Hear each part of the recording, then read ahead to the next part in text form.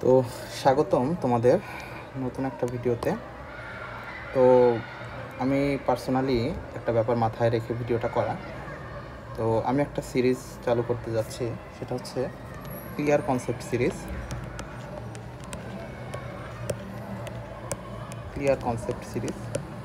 তো এই সিরিজের আন্ডারে আমি হচ্ছে আমার ইউটিউব চ্যানেল যেটা আছে সেখানে আমি বিভিন্ন তোমাদের ইন্টারমিডিয়েটের টপিকের উপরে কনসেপ্ট রিলেটেড, যেটার উপরে তোমাদের বেসিকের ব্যাপারগুলো থাকে সেটা রিলেটেড কিছু ভিডিও দেওয়ার চেষ্টা করব, যেটা তোমাদের হয়তো বা এইচএসসিতে প্রশ্ন হিসেবে সেভাবে থাকবে না, বাট বেসিক ডেভেলপ করার জন্য যে টপিকগুলো তোমাদের জেনে রাখা ভালো, এবং এটা জানলে পরবর্তীতে তোমার পড়াটাও বুঝতে সুবিধা হবে, ইন্টারেস্ট পাবা পড়ার ভিতরে। আরও কিছু স্পর্শকাতরমূলক বা সেন্সিটিভ ব্যাপার থাকে যেগুলো ক্লাসে আলোচনা করা পসিবল হয় না, তো সেগুলোর উপরে বেসিস করে সেগুলো আলোচনা করার জন্য আমার এই ক্লিয়ার কনসেপ্ট সিরিজটা। তো দেখি আজকে আমরা কি আলোচনা করতে পারি। যেহেতু আমি আমার অনলাইন ক্লাসে রিপ্রোডাক্টিভ সিস্টেম বা প্রজননতন্ত্র নিয়ে আলোচনা করতেছি, তো সেখানকার কিছু টপিক নিয়ে আমি একটু আলোচনা করব। তো যেহেতু এটা ক্লিয়ার কনসেপ্ট সিরিজের ভিডিও, এটা সবাই না দেখলেও চলবে, যাদের মোটামুটি খুব সুন্দর একটা ক্লিয়ার ধারণা রাখতে চাও বইয়ের ব্যাপারে, তাদের জন্য ভিডিওগুলো করা। ওকে, তো এটা একটা মেল বডি। আমি যেহেতু রিপ্রোডাক্টিভ সিস্টেম নিয়ে আলোচনা করতেছি, তো এখানে সব কিছুই আমাদের খোলামেলা আলোচনা। তো একটা মেল বডি রিপ্রোডাক্টিভের জন্য এক্সটার্নাল রিপ্রোডাক্টিভ বা বহিঃজননাঙ্গের মধ্যে দুইটা অর্গান পাই আমরা। একটা হচ্ছে স্ক্রোটাম, আর একটা হচ্ছে প্যানিস বা শিশ্ন, যেটাকে আমরা বলি। তো স্ক্রোটাম হচ্ছে বাইরের দিকে থাকা একটা থলে, যেটার মধ্যে মূলত আমাদের টেস্টিসটা থাকে, স্ক্রোটাম। আর পেনিসটা হচ্ছে আমাদের মেল সেক্সুয়াল অর্গান, যেটা ইন্টিমেশনের সময় ফিমেল ভ্যাজাইনাতে এন্ট্রি করে অ্যান্ড হচ্ছে ইজাকুলেশনে হেল্প করে আমাদের। তো এটা হচ্ছে মেল পেনিস অ্যান্ড স্ক্রোটামের সেটা। তো এই দুইটা হচ্ছে আমাদের এক্সটার্নাল রিপ্রোডাক্টিভ সিস্টেমের মধ্যে পড়ে। তো আমাদের এই জন্য টোটাল যে রিপ্রোডাক্টিভ সিস্টেম যদি আমরা নিয়ে আলোচনা করি, সেটাকে আমি মেইনলি ভাগ করতে পারি দুই ভাগে। আমাদের বইয়ের ভাগের না, আমি হচ্ছে একেবারে বেসিকের কথা বলতেছি, মেইনলি দুই ভাগে ভাগ করে পাই। সেটা হচ্ছে internal reproductive system, internal reproductive organs বলতে পারি, reproductive organ, and external reproductive organ, external reproductive organs. তো এক্সটার্নাল রিপ্রোডাক্টিভ অর্গানসের মধ্যে দুইটা মাত্র ব্যাপার পাবো, একটা হচ্ছে পেনিস অ্যান্ড সেকেন্ড হচ্ছে স্ক্রোটাম। আর বাকি যেগুলো সবগুলো হচ্ছে ইন্টারনাল রিপ্রোডাক্টিভ অর্গানের মধ্যে পড়ে। লাইক 1 নম্বরে পড়বে হচ্ছে টেস্টিস, 2 হচ্ছে এপিডিডাইমিস,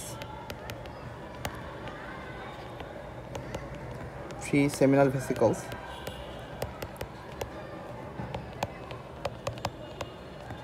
4 হচ্ছে prostate gland,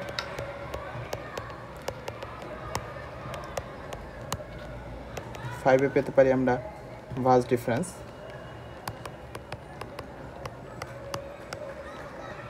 and other ducts like vasa efferentia and ejaculatory ducts as their ducts। তো আমি এটাকে আলোচনার মধ্যে ইনক্লুড করব না। তো যে ব্যাপারটা থাকে সেটা হচ্ছে এটা একটা ক্রস সেকশন আমাদের রিপ্রোডাক্টিভ সিস্টেমের ক্ষেত্রে মেলের জন্য যেটা। তো এখানে আমরা দেখতেছি আমাদের যে প্যানিসের ক্ষেত্রে প্যানিসের ভিতর দিয়ে যেটা আসতেছে বিভিন্ন ব্লাড ভেসেলসগুলো আমরা ভিতরে এন্ট্রি করতে দেখতে পাই। ব্লাড ভেসেলস বলতে আমি এখানে আর্টারিয়ান ভেইন্সের কথা বলতেছি। তো আর স্ক্রোটামটার দিকে তোমরা একটু খেয়াল করলে দেখবা, স্ক্রোটামটা হচ্ছে একটা স্যাক লাইক স্ট্রাকচার, এবং এটার বাইরের দিক থেকে ভিতরের দিকে আমরা 5টা লেয়ার পাবো। ভিতরের দিকে যদি আমরা গণি, তো স্ক্রোটামের ক্ষেত্রে আমরা 5টা লেয়ার্স পাবো ভিতরে। এই লেয়ার্সগুলো আউটার থেকে ইনওয়ার্ডের দিকে, বাইরের দিকে স্কিনস, সুপারফিশিয়াল ফাসা, দেন মাসলস, ডার্টার্স মাসল পাবো আমরা, অ্যান্ড এক্সট্রা আলাদা বিভিন্ন লেয়ার্স পাচ্ছি। অ্যান্ড ভিতরের দিকে সাদা যেই পোর্শনটা আমরা দেখতেছি সেটা হচ্ছে আমাদের টেস্টিস বা শুক্রাশয় যেটা। অ্যান্ড টেস্টিসের উপরে যে বেলুন লাইক পোর্শনটা সেটাকে আমরা বলতেছি এপিডিডাইমিস। অ্যান্ড এপিডিডাইমিসের লাস্ট প্রান্ত থেকে আমরা দেখতেছি উপরের দিকে একটা টিউবুলার স্ট্রাকচার উপরের দিকে উঠে যায়। তো এই টিউবুলার স্ট্রাকচারটাকে আমরা বলি হচ্ছে ভাস ডিফারেন্স। তো ভাস ডিফারেন্সটা অনেকটা লম্বা, ভাস ডিফারেন্সটা বেশ ভালোই লম্বা, এবং এটা সামনের দিকে যায়। যখন সামনের দিকে যে কিছু দূর যখন আগাবে আমরা দেখতে পারি ভাস ডিফারেন্সের লেন্থ প্রায় 40 to 50 সেন্টিমিটার। তো এটা যখন কিছু দূর যাবে তো সেটা হচ্ছে আমাদের ইউরিনারি ব্লাডারটাকে ক্রস করে সামনের দিকে ইউরিনারি ব্লাডারের নিচে থাকে আমাদের প্রোস্টেট গ্ল্যান্ড। তো প্রোস্টেট গ্ল্যান্ডের সাথে মিক্সড হয়ে আলটিমেটলি সামনের দিকে আসবে। সেই ব্যাপারটা এখানে দেখা যাচ্ছে না, আমরা একটু নিচে আসলে ছবিটা তাই একটু ক্লিয়ার করে দেখতে পারি। তো এই যে এটা হচ্ছে আমাদের ইউরিনারি ব্লাডার বা মূত্রথলি থেকে মূত্রনালী বা নালীটা হচ্ছে আমাদের নিচের দিকে আসছে, যেটা মূত্রকে মূলত ক্যারি করে নিয়ে আসে, ইউরিনটাকে আমাদের ক্যারি করে নিয়ে আসে। তো ইউরিনেশনের জন্য এই নালী থেকে মূত্র এসে আলটিমেটলি সেটা তোমার হচ্ছে পেনিসের মাঝখান দিয়ে গিয়ে আমাদের হচ্ছে এক্সক্রেশন হয়। তো ব্লাডারের নিচে, ইউরিনারি ব্লাডারের নিচে একটা গ্ল্যান্ড দেখতে পারতেছি আমরা, নাশপাতি আকৃতির একটা গ্রন্থি যেটাকে আমরা বলি। তো সেটার নাম হচ্ছে মেইলের ক্ষেত্রে প্রোস্টেট গ্ল্যান্ড। তো প্রোস্টেট গ্ল্যান্ডের মধ্যে দিয়েই, প্রোস্টেট গ্ল্যান্ডের ভিতরে একটু স্যাক লাইক মানে একটু ডিপ্রেশন লাইক পোর্শন দেখা যায়। তো এটার মধ্যে দিয়ে মূলত আমাদের যেটা ভাস ডিফারেন্সটা সেটা এর ভিতরে এন্ট্রি করে আলটিমেটলি আমাদের এই মূত্রনালীর সাথে একত্রে মিলে ইজাকুলেটরি ডাক্ট ফর্ম করে অ্যান্ড সামনের দিকে গিয়ে অগ্রসর হয়। এখানে আরেকটা ব্যাপার আমাদের দেখার একটা ব্যাপার আছে, সেটা হচ্ছে তোমরা যদি খেয়াল করো দেখবা আমাদের যেটা পেলভিস রিজন আছে বা অ্যাবডোমেন রিজন, সেখানে হচ্ছে বিভিন্ন হলুদ কালারের ফ্যাট দেখা যাচ্ছে। তার মানে যে কোনো জায়গাতে ফ্যাট জমা হতে পারে, লাইক হচ্ছে আমাদের পিছনের দিকে, লাইক আমাদের রেকটামের পিছনের দিকে, এই জায়গাগুলোতে ফ্যাটের পরিমাণ থাকে। বাট যদি আমরা যেটা হচ্ছে আমাদের পেনিস অ্যান্ড স্ক্রোটাম এই জায়গাটাতে দেখি, এখানে কিন্তু কোনো ফ্যাট নাই। স্ক্রোটামের উপরের দিকে কিছুটা ফ্যাট থাকলেও নিচের দিকে কিন্তু কোনো ফ্যাটের উপস্থিতি নাই। তো এই পোর্শনটা হচ্ছে ফ্যাটলেস একটা জায়গা, নো ফ্যাট পোর্শন। তো ফ্যাট না থাকার কারণে এই পোর্শনটাতে নর্মালি হচ্ছে শরীরের মধ্যে ফ্যাট বিভিন্ন জায়গায় অ্যাক্লামেশন বা জমা হলেও এই পোর্শনটাতে কখনো ফ্যাট জমা হয় না। তো আরেকটা ছবি, এই যে এখানে আমরা দেখতে পাচ্ছি যে আমাদের অ্যাবডোমেন রিজনে ফ্যাট আছে প্রচুর পরিমাণে, বা লোয়ার রিজনেও পেলভিক রিজনে ফ্যাট আছে, বাট আমাদের স্ক্রোটাম অ্যান্ড পেনিস রিজনে আলাদা করে কোনো ফ্যাট নাই। এখানে জাস্ট ব্লাড ভেসেলসগুলো থাকবে, সাবকিউটেনিয়াস কিছু টিস্যু থাকবে, বাট নর্মালি করে কোনো ফ্যাট নাই। ওকে, তো আরেকটু দেখবো আরেকটা ব্যাপার, সেটা হচ্ছে টেস্টিস যে জিনিসটা, টেস্টিস বা যেটাকে বলতেছি আমরা শুক্রাশয়টা কিন্তু স্ক্রোটামের মধ্যে প্রথম থেকে ছিল না। এটা একটা বাচ্চার ছবি, বাচ্চার একটা এটা ইন্টারইউটেরাল লাইফে, অর্থাৎ হচ্ছে মায়ের গর্ভে থাকা অবস্থাতে একটা বাচ্চার ক্ষেত্রে যদি আমরা দেখি, তাদের ক্ষেত্রে যেই টেস্টিসটা সেটা কিন্তু অ্যাবডোমেন রিজনেই থাকে, মানে পেটের মধ্যে থাকে। তো এটা আস্তে আস্তে নিচের দিকে নামে, তো বয়স হওয়ার সাথে সাথে এটা নিচের দিকে নামতে থাকে, এবং বাচ্চাটা জন্মগ্রহণ করার সময়, মোটামুটি জন্মগ্রহণ করার 1 থেকে 2 দিন আগে এটা নিচের দিকে নামতে নামতে ডিসেন্ট হতে হতে একটা সময় গিয়ে দেখা যায় এটা হচ্ছে স্ক্রোটামের মধ্যে এন্ট্রি করে। তো এই ব্যাপারটা যে সবসময় এরকমভাবে স্বাভাবিকভাবে হয় ব্যাপারটা এরকম না। অনেক সময় দেখা যায় যে এই যে স্ক্রোটামের মধ্যে এই টেস্টিসটা অনেক সময় এন্ট্রি নিতে পারে না, তখন হচ্ছে সেটাকে আমরা বলি আনডিসেন্ডেন্ট টেস্টিস। যে ব্যাপারটাকে আমরা বলি হচ্ছে আনডিসেন্ডেন্ট টেস্টিস। তো আনডিসেন্ডেন্ট টেস্টিস একটা কনজেনিটাল ডিসঅর্ডার বা একটা রোগ, যে রোগটা মোটামুটি দেখা যায় প্রায় বাংলাদেশে অনেক দেখা যায়। এদের ক্ষেত্রে টেস্টোস্টেরন হরমোন প্রয়োগ করে আনডিসেন্ডেন্ট টেস্টিসটা ঠিক করে ফেলা যায়। তো এটা একটা স্কেমেটিক ডায়াগ্রাম, যেখানে আমরা দেখতেছি একটা টেস্টিসের মধ্যে সেমিনিফেরাস টিউবিউল থেকে রেটি টেস্টিস তৈরি করে, এটা একত্রে মিলে রেটি টেস্টিসের থেকে ভাসা ইফারেন্সিয়া তৈরি হয়। ভাসা ইফারেন্সিয়ার মাথাগুলো একত্রে মিলিত হয়ে যেটা তৈরি করে একটা balloon like structure, that's name is এপিডিডাইমিসের যে লেজের থেকে উৎপন্ন হয় হচ্ছে ভাস ডিফারেন্স, এবং ভাস ডিফারেন্সটা কিছু দূর যাওয়ার পরে সেমিনাল ভেসিকলের যে নালী, সেমিনাল ভেসিকল এখানকার নালীর সাথে মিলে যেটা ফর্মেশন করে সেটার নাম হচ্ছে ইজাকুলেটরি ডাক্ট। তো ইজাকুলেটরি ডাক্টটা কিছু দূর যায় সামনে, এবং ইউরিনারি ব্লাডার থেকে যেই ডাক্টটা বের হয়ে আসে, ইউরিনারি ব্লাডার থেকে নর্মালি যেটা আসে সেটাকে আমরা বলি ইউরেথ্রা বা মূত্রনালী, তো সেই ইউরেথ্রার সাথে আলটিমেটলি মিলন ঘটে এই ইজাকুলেটরি ডাক্টের, এবং এটা একটা কমন ইউরেথ্রা হিসেবে সামনের দিকে আগায়।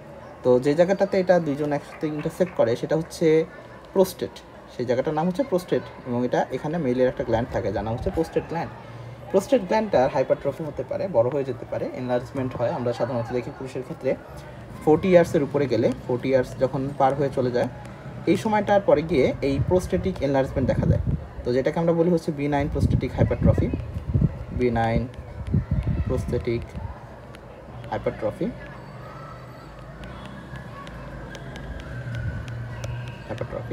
তো বিনাইন প্রোস্টেটিক হাইপারট্রফির চিকিৎসার ক্ষেত্রে আমরা প্রোস্টেট গ্ল্যান্ডটা তখন অপারেশন করা হয় কেটে, এবং এই ইউরেথ্রাটা দেখা যায় সামনের দিকে দেন হচ্ছে পেনিসের মধ্যে দিয়ে ইন্টারসেক্ট করে আলটিমেটলি আমাদের শরীরের বাইরের দিকে আমাদের ইউরিন অ্যান্ড সিমেন এই দুইটাকে নিয়ে আসে। তো এটা হচ্ছে একটা মেল রিপ্রোডাক্টিভ সিস্টেমের কমন কিছু পাথওয়ে যেটা আমি দেখালাম। ফিমেল রিপ্রোডাক্টিভ সিস্টেমের জন্য আমরা পাথওয়েটা যদি একটু দেখতে চাই তো একটু দেখো, এটা একটা external female genitalia, external female genitalia. Female genitalia বলতে আমরা বোঝাই ফিমেলের যে রিপ্রোডাক্টিভ অর্গানগুলো সেগুলো এক্সটার্নালি। এখানে যে পার্টসগুলো আছে আমরা বলছিলাম ল্যাবিয়া মেজোরা, ল্যাবিয়া মাইনোরা। তো আমরা যদি একটু দেখি এই যে labia majus and labia minus যেটাকে বলতেছে ওরা, এই জায়গাগুলো একটু আমরা দেখতে চাই এখান থেকে। এই জায়গাটা একটু দেখি, এই যে ল্যাবিয়া মেজোরা কোনটাকে বলতেছে দেখো, ল্যাবিয়া মেজাস।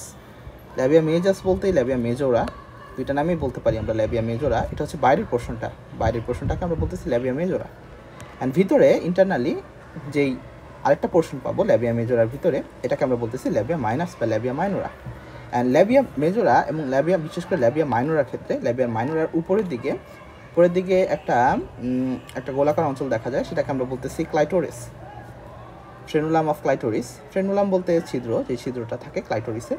অ্যান্ড এটা হচ্ছে ফিমেল ইন্টিমেশনের ক্ষেত্রে খুব ইম্পর্ট্যান্ট একটা অর্গান, যে ক্লাইটোরিসটা। এখন একটা ব্যাপার আমি তোমাদের জানাতে চাই যে মেল রিপ্রোডাক্টিভ সিস্টেমের ক্ষেত্রে আমরা একটা ব্যাপার দেখি, যে তোমাদের একটু দেখাই দাঁড়াও। মেল রিপ্রোডাক্টিভ সিস্টেমে আমরা বাইরের দিকে অর্থাৎ পেনিসের দিকে কিন্তু একটা ওপেনিং দেখতে পাই, যে একটা ওপেনিং দিয়ে আলটিমেটলি ইউরিন অ্যান্ড সিমেন দুইটাই হচ্ছে সিক্রেশন হয় মেইলের ক্ষেত্রে। এই যে দেখি আমরা মেইলের ক্ষেত্রে আলটিমেটলি শরীরের বাইরে একটা মাত্র ছিদ্র, তো এই ছিদ্রটা দিয়ে আলটিমেটলি আমাদের হচ্ছে সিমেন বা ইউরিন সব কিছু সিক্রেশন হয়, যেটাকে আমরা বলতেছি urethra. But female, in case of ফিমেলের ক্ষেত্রে আমরা যদি একটু খেয়াল করি, এদের ক্ষেত্রে কিন্তু ইউরিনেশনের জন্য আলাদা একটা ছিদ্রপথ এবং ইজাকুলেশনের জন্য আলাদা একটা ছিদ্রপথ থাকে। লাইক এক্সটার্নাল ইউরেথ্রাল অরিফিস, এটা মূলত ইউরিনেশনের জন্য, অর্থাৎ ইউরেথ্রা বা মূত্রনালীর যে ছিদ্রপথটা সেটা। তো এক্সটার্নাল ইউরেথ্রাল অরিফিসের কাজ হচ্ছে শুধুমাত্র শরীর থেকে মূত্রটাকে বের করা। আর এক্সটার্নাল ইউরেথ্রাল অরিফিসের নিচে আরেকটা বড় আকৃতির ছিদ্র দেখা যায়, যেটাকে আমরা বলতেছি ভ্যাজাইনাল অরিফিস। তো এই অরিফিসটা হচ্ছে ভ্যাজাইনার ছিদ্রপথ। অর্থাৎ ফিমেল রিপ্রোডাক্টিভের ক্ষেত্রে মোস্ট ইম্পর্টেন্ট একটা বাইরের অর্গানসের নাম হচ্ছে ভ্যাজাইনা, যেটা মূলত ফিমেলের ইন্টিমেশনের ক্ষেত্রে হেল্প করে, পেনিসটাকে অ্যাকুমুলেশন করে, তাকে জায়গা দেয়, এবং হচ্ছে ফিমেল অ্যান্ড মেইলের যে ইন্টারমিশনটা হয় সেটাকে নিয়ন্ত্রণ করে, সেই ব্যাপারটা এখানে ঘটে। তো ভ্যাজাইনাল অরিফিস সেটা দিয়ে কিন্তু শুধুমাত্র ইন্টিমেশনের কাজেই ব্যবহৃত হয়, এখান দিয়ে ফিমেলে কোনো ইউরিনেশন হয় না। তো ফিমেল ইউরিনেশনের জন্য আলাদা একটা ইউরেথ্রাল অরিফিস আছে, যে ব্যাপারটা কিন্তু মেলের ক্ষেত্রে আমরা দেখি না। মেলের ক্ষেত্রে রিপ্রোডাকশন অ্যান্ড ইউরিনেশনের জন্য একটা কমন পাথওয়ে। অ্যান্ড নিচের দিকে যেটা অ্যানাস বোথ মেল আর ফিমেলের ক্ষেত্রেই থাকবে, এটা দিয়ে হচ্ছে আমাদের ফিসিসটা শরীর থেকে বের হয়ে আসে। ওকে, এখানে আমি থাকছি না, এখান থেকে আমি নিচে একটু গেলে আমরা একই ব্যাপারগুলো দেখতে পাই, ল্যাবিয়া মেজোরা অ্যান্ড মাইনোরা। তো হচ্ছে এই এক্সটার্নাল স্ট্রাকচারগুলা মোটামুটি মেল আর ফিমেলের ক্ষেত্রে আলাদা হলেও ইন্টারনালি আমরা দেখি প্রায় ব্যাপারগুলো সেম। কেননা মেলের ক্ষেত্রেও ব্লাডার থেকে একটা ইউরেথ্রা নিচের দিকে নেমে আসে, মেল এবং ফিমেল উভয়ের ক্ষেত্রে এই ব্লাডার থেকে যে ইউরেথ্রাটা এটা নিচের দিকে আছে। মেলের ক্ষেত্রে কি হয়, মেলের ক্ষেত্রে এই ব্লাডারটা থেকে যখন ইউরেথ্রাটা নিচের দিকে আসে তার সাথে অ্যাটাচমেন্ট হয় হচ্ছে আমাদের ইজাকুলেটরি ডাক্টের, যেখান থেকে সিমেন্টটাকে নিয়ে আসতেছে। বাট ফিমেলের ক্ষেত্রে ইজাকুলেটরি ডাক্ট বলতে আসলে কিছু নাই, কারণ ফিমেলের কিন্তু ইজাকুলেশন হয় না, ফিমেলের ক্ষেত্রে সিমেন ফর্মেশন হয় না, ফিমেল সিমেন ফর্মেশন করে না, সিমেন ফর্মেশন করে হচ্ছে শুধুমাত্র মেল। তো ফিমেলের ক্ষেত্রে তাহলে ইন্টিমেশনের ভূমিকাটা কি? ফিমেল ইন্টিমেশনের ক্ষেত্রে যে ব্যাপারটা করে সেটা হচ্ছে ভ্যাজাইনা, তারা হচ্ছে ভ্যাজাইনা দিয়ে মেল প্যানিসটাকে অ্যাকুমুলেশন করে, জায়গা দেয়। তো এই জন্য এদের আলাদা একটা অঙ্গাণু থাকবে, যেটা অঙ্গ থাকতেছে যার নাম হচ্ছে আমরা বলতেছি ভ্যাজাইনা। এবং এই ভ্যাজাইনার লোয়ার পোর্টটা মানে পিছনের পোর্শনটা যেটা তৈরি করে সেটা হচ্ছে ইউটেরাস বা জরায়ু। এখানেই মূলত পরবর্তীতে এই জরায়ু থেকে দুই পাশে আমরা দেখতে পারবো, দুই পাশে হচ্ছে আমাদের ওভারিগুলো থাকে, এগুলো আমরা ছবিতে দেখব। তো ওভারিগুলো থাকে, আলটিমেটলি একটা স্পার্ম প্রথমে হচ্ছে ভ্যাজাইনাতে আসে, ভ্যাজাইনা থেকে ইউটেরাস, ইউটেরাস থেকে দেন ওভারি পর্যন্ত যায়। তো একই ছবি নিচের দিকে। তো এইগুলো নিয়ে আর বলতেছি না, আমি হচ্ছে একটু তোমাদের টোটালি এই ইয়ের ছবিটা একটু দেখাই। এই যে এই ছবিটার দিকে দেখি, তো এই বড় আকৃতির যে গোল জায়গাটা, এটাকে আমরা বলতেছি ইউরিনারি ব্লাডার। তো ব্লাডার থেকে ইউরেথ্রা কিন্তু সরাসরি ইউরিন নিয়ে নিচের দিকে নেমে আসছে, এবং এটা ইউরিন নিয়ে যখন নেমে আসছে, এটা কিন্তু এই যে এটা হচ্ছে ফিমেল এক্সটার্নাল জেনিটালিয়ার অর্গানগুলো দেখতে পাচ্ছি আমরা, ল্যাবিয়া মেজর অ্যান্ড মাইনরা। তো এটা ইউরেথ্রাল অরিফিস দিয়ে কিন্তু সরাসরি ইউরিনটাকে শরীর থেকে বের করে। বাট এই ইউরিনারি ব্লাডারের উপরেই আমরা আরেকটা স্যাক লাইক স্ট্রাকচার দেখতেছি। এই স্যাকের মতন এই স্ট্রাকচারটার নাম হচ্ছে ইউটেরাস, ইউটেরাস বা জরায়ু। ইউটেরাসের পিছনের দিকে দেখো একটা নালী, এটাকে আমরা বলতেছি ডিম্ব নালী বলতে পারি, বা আমরা যেটা বলি ইউটেরাইন টিউব। এই ইউটেরাইন টিউব যেটা, ইউটেরাইন টিউবের সাথে ইউটেরাইন টিউবের শেষ মাথায় কিছু ফিমরি থাকে, আর এই ফিমরির সাথে অ্যাটাচমেন্ট হয় হচ্ছে আমাদের একটা ওভারি। তো ফিমরির সাথে যে ওভারিটার অ্যাটাচমেন্ট হলো আমরা একটু দেখি। সেই ওভারি থেকে আলটিমেটলি প্রতি মান্থে একটা করে ওভাম বা এগ ম্যাচিউর হয়, এবং সেই ওভাম বা একটা ইউটেরাইন টিউব দিয়ে কিন্তু আলটিমেটলি এখানে একটা মোটা অঞ্চল থাকে যেটাকে আমরা বলি অ্যাম্পুলা। অ্যাম্পুলাতে এসে অবস্থান করে। তো অ্যাম্পুলাতে যখন চলে আসে সে, অ্যাম্পুলাতে গিয়ে তার সাথে দেখা হয় শুক্রাণু বা স্পার্মের। সেখানে গিয়ে তাদের মধ্যে হচ্ছে ফার্টিলাইজেশন হয় বা নিষেক ঘটে। তো এই জন্য দেখলাম আমরা মেইলের ক্ষেত্রে কিন্তু এই স্ট্রাকচারটা একটুকু সেম, মোটামুটি আমাদের এই যে ইউরিনারি ব্লাডার, এদিকে রেকটাম, এই ব্যাপারগুলো সবগুলো সেম, এবং ব্লাডার থেকে ইউরেথ্রা আসার যাওয়ার যে ব্যাপারগুলো সেটাও সেম। বাট ফিমেলের ক্ষেত্রে এই ইউরিনারি ব্লাডার আর রেকটামের মাঝখানে থাকবে এক্সট্রা একটা অঙ্গ বা এক্সট্রা একটা অর্গানস, যেটাকে আমরা বলতেছি কি ইউটেরাস। অ্যান্ড এই ইউটেরাসটা আলটিমেটলি ফিমেল রিপ্রোডাকশনের ক্ষেত্রে হেল্প করে, একটা বেবি বা ফিটাসকে ধরে রাখতে সাহায্য করে 9 মান্থ তার বেলির ভিতরে। আরেকটা ছবি সুন্দর, এই যে দেখতেছি আমরা, এটা হচ্ছে একটা ইউটেরাসের ছবি, ইউটেরাসের একটা ছবি। ইউটেরাসের ছবির ক্ষেত্রে আমরা দেখি আমরা বলছিলাম ইউটেরাসের 3টা পার্ট থাকে। উপরের গম্বুজের মতন অংশটাকে বলি ফান্ডাস, দেন বডি, অ্যান্ড একবারে নিচের দিকে থাকে টেইল অফ দ্য ইউটেরাস বা ইসমাস বলে। ওকে, তো ইসমাসের পরে এক্সটার্নাল অস, ইন্টারনাল অস, এগুলো আমাদের জানার ব্যাপার না। তো এখানে যেটা থাকে সার্ভিক্স অফ দ্য ইউটেরাস বা জরায়ু মুখ বা জরায়ু কণ্ঠ বলি আমরা বাংলা যেটাকে। তো এই জায়গাটাতে অনেক ক্যান্সারের জন্য খুবই প্রমিনেন্ট একটা জায়গা, এখানে ক্যান্সার হতে পারে ফিমেলের ক্ষেত্রে, এবং এটা হচ্ছে বয়স বাড়ে মোটামুটি 40-এর পরে গিয়ে সেই ব্যাপারটা দেখাই আমরা। এবং এই ইউটেরাসের নিচেই যে পোর্শনটাকে দেখো আমরা লার্জ করে মোটামুটি ফাঁকা করে দেখানো হচ্ছে, এটাই কিন্তু ভ্যাজাইনা। ফিমেলের ক্ষেত্রে এটা হচ্ছে ভ্যাজাইনা, এবং এটাই মূলত সেক্সের অর্গান, যেটা হচ্ছে ফিমেল এবং মেল আলটিমেটলি ইন্টিমেশনের ক্ষেত্রে ইউজ করতেছি। তো এখান থেকে যেটা হয় যে বললাম, স্পার্মটা প্রথমে হচ্ছে ইউটেরাসের মধ্যে যাবে, ইউটেরাসের মধ্যে গিয়ে সেখান থেকে আলটিমেটলি অ্যাম্পুলাতে পৌঁছাবে ইউটেরাইন টিউব দিয়ে। আর এই যে অ্যাম্পুলা দেখো, এটা হচ্ছে একটা ইউটেরাইন টিউব। ইউটেরাইন টিউবের দেখো সব থেকে বাইরের মাথাটা হচ্ছে সবচেয়ে প্রশস্ত বা মোটা, এখানেই থাকে ফিমরি দেখো একটা এগকে হচ্ছে নিয়ে আসতেছে। এই যে এখানে হচ্ছে এগগুলো হয়, ম্যাচিউর হয়, এটা হচ্ছে একটা ওভামের ছবি। এখান থেকে এগ যখন ম্যাচিউর হয়, এখান থেকে এগুলো সামনের দিকে আগাতে থাকে, এবং এই যে অ্যাম্পুলা নামক যে জায়গাটা, সব থেকে মোটা যে জায়গাটা, এই মোটা জায়গাটার কোনো একটা জায়গাতে এসে এগের সাথে দেখা হয় স্পার্মে, এবং এখানে মূলত ফার্টিলাইজেশনটা হয়। ফার্টিলাইজড হওয়ার পরে এগটা আস্তে আস্তে সামনের দিকে আগাতে একটা সময় গিয়ে তার ইমপ্লান্টেশন বা প্রতিস্থাপন হয় কোথায়, আমাদের ইউটেরাইন ওয়ালে। এটা বাইরে থেকে দেখলে, ক্রস সেকশন যদি আমি না করি, দেখতে জিনিসটা এরকম দেখায়। এটা হচ্ছে সেই ইউটেরাসের দুই পাশে থাকে এরকম দুইটা ওভাম, এবং ওভাম থেকে প্রতি বছর মানে প্রতি মাসে একটা করে ম্যাচিউর এগ ফর্মেশন হয়। আর এটা হচ্ছে আমাদের ইউটেরাইন টিউব হচ্ছে সেই এগগুলোকে কালেক্ট করে এবং অ্যাম্পুলা পর্যন্ত সেই এগগুলোকে পৌঁছে দিতে সাহায্য করে। তো এই তো আমাদের মোটামুটি আমাদের লেভেলের জন্য আর তেমন কিছু জানার নেই আমাদের, আর বাকিগুলো ব্যাপার স্যাপার আমরা বই থেকে পড়ে নিতে পারবো। এই ক্লাসটার উদ্দেশ্য হচ্ছে কিছু সেন্সিটিভ ছবি যেগুলো আমরা ক্লাসে দেখাতে পারি না সবার সামনে, বা সবার ভিতরে অনেকে অকওয়ার্ড ফিল করতে পারে, এই জন্য এই ক্লাসটা নেওয়া, যাতে করে তোমাদের অনেকে যাদের মিসকনসেপ্ট থাকে, তো সেই কনসেপ্টটা যেন আরেকটু সুন্দর আমি ক্লিয়ার করতে পারি, সেই জন্য আমাদের এই ক্লিয়ার কনসেপ্ট সিরিজটা কন্টিনিউ করা। তো থ্যাংক ইউ ভেরি মাচ আমার এতক্ষণ ভিডিওতে থাকার জন্য। মোটামুটি আমি শর্ট ভিডিও করার চেষ্টা করব, ক্লিয়ার কনসেপ্টে সবগুলো ব্যাপারই শর্টের মধ্যে আমরা শেষ করার চেষ্টা করব। তো দেখা হবে সামনের কোনো একটা ভিডিওতে। ধন্যবাদ।